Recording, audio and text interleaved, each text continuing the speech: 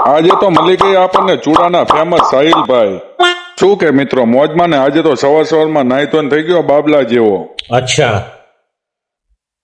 ठीक है। આજે હતો અમારા જીગરાનો બર્થડે એટલે જીગરાને હરખ તો જોવો બર્થડે નો ને મારો રથ લઈને નીકળી ગયા સુરેન્દ્રનગર તરફ જવા માટે। चलो રખડતા રખડતા પહોંચી ગયા રિવરફ્રન્ટ ઉપર ફેમસ મરચામાં અનસભાઈ કુકડાને ત્યાં અને જોયેલો છે આ છે અનસભાઈ નું મરચાનું કટ। તો તમારે પણ મરચા લેવા હોય તો પહોંચી જજો રિવરફ્રન્ટે ફેમસ મરચામાં। એટલી જ વારમાં આવી ગયા અમારા ચૂડાના સાહિલભાઈ ને। આ ભાઈને 10 દિવસ પહેલા હે ને લગ્નનો બહુ જ હરખ હતો પણ અત્યારે ઉતરી ગયો।